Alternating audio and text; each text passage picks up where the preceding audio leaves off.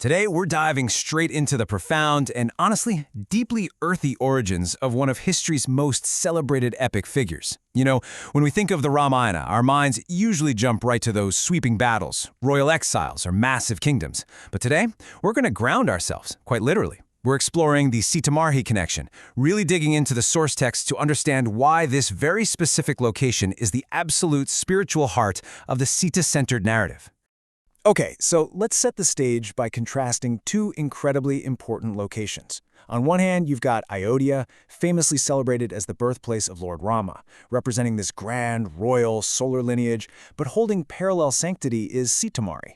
This is the birthplace of Devi Sita, the central female protagonist and an incarnation of goddess Lakshmi. Just think about the contrast here. Rather than a story of royal succession, Sitamarhi gives us a fundamentally organic, divine connection to the earth itself. It roots the divine right into the soil. To truly grasp this narrative, we're going to follow a structured journey today. First, the significance of Sitamarhi.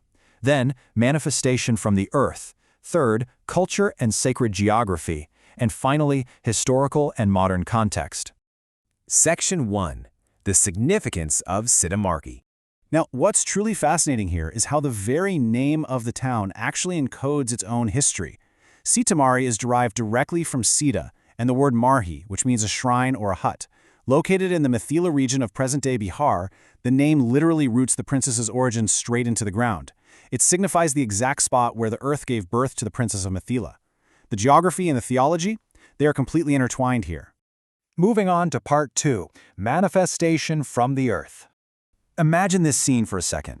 According to the source texts, King Janaka of Videha was desperately trying to end a severe drought in his kingdom.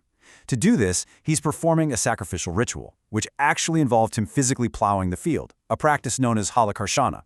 And as the blade of his golden plow, which by the way is historically what the word Sita translates to, struck the earth, it hit a copper urn. Inside that urn was a radiant infant girl. The king immediately adopted her as his own daughter. This incredible discovery completely transformed the epic. So the absolutely crucial point here is that this singular, miraculous event defined Sita by a very specific title, Bhumija, meaning daughter of the earth. This is a real game changer culturally. It establishes an organic, divine connection between the land and the divine. Think about it. She isn't born in a palace. She is literally unearthed from the kingdom's soil during a time of extreme hardship, bringing relief and divine presence directly from the earth itself.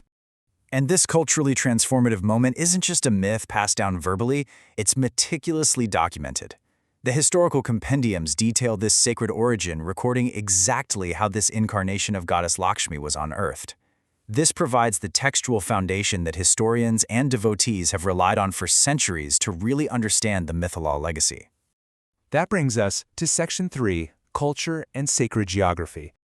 Moving outward from her birth, Sitamarhi and the surrounding Mithila region provided the rich cultural backdrop for the Balakanda, that's the book of childhood in the epic. Just think about the traditions rooted in this soil. We're talking about the stunning art of Madhubani painting, deep traditions of debate, and a seriously renowned standard of hospitality. It was this specific environment, shaped by the intense intellectual rigor of King Janaka's court, that eventually tested, hosted, and welcomed the princes of Ayodhya. So the land didn't just give them Sita, it provided the whole intellectual and cultural arena for the epic's early events. And within this landscape, we have specific, tangible anchors. One of the most important is the Janaki Kund, located at the Punara Dam in Sitamarhi. This is believed to be the exact spot where the infant Sita was bathed right after being discovered. For pilgrims and historians alike, Janaki Kund serves as the primary geographical anchor for all the events preceding her marriage ceremony. It essentially establishes a sacred geography that forever connects the state of Bihar to the wider pan-Indian Ramayana circuit. But beyond just physical locations, Sitamarhi fundamentally introduces the very core of Sita's character. She is the ultimate symbol of resilience. Because she is born of the earth, her character is defined by earthy qualities, resilience, endless patience, and a pure, deep grounding. And as those familiar with the epic know, at the very end of her story, she returns back to the earth. So Sitamarhi marks both the literal beginning of her earthly journey and the conceptual root of her entire character arc.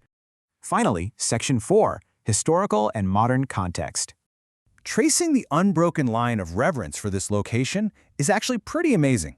Historical compendiums outline not just those ancient cultural contributions we talked about, but how the reality of the Videha kingdom transitions into modern-day recognition. It is a continuous, unbroken thread of historical geography. Notice how this builds across time. We start in the ancient era. Historically, this region was part of the Videha kingdom, which was this massive center of Vedic learning and philosophy. Actually, mentions of the Videha kings, particularly Janaka, appear in the Upanishads, significantly predating the actual narrative crystallization of the Ramayana. Then we move into the epic era, where the Ramayana narrative really solidifies these locations in public consciousness. And finally, the 21st century. Today, the government of India has officially included Sitamarhi in the Ramayana circuit. That's a major tourism project aimed at preserving these exact sites. The ongoing reconstruction and preservation of the Punora Dam really underscore just how incredibly relevant Sitamarhi remains in our modern world. So as we consider Sita's profound journey, emerging from the earth at Sitamarhi and ultimately returning to it, we are left with a pretty powerful reflection. How do the physical landscapes of our origins shape the resilience and legacy of the heroes we celebrate? It forces us to ask how deeply rooted sacred geographies continue to ground our understanding of history, character, and divinity today.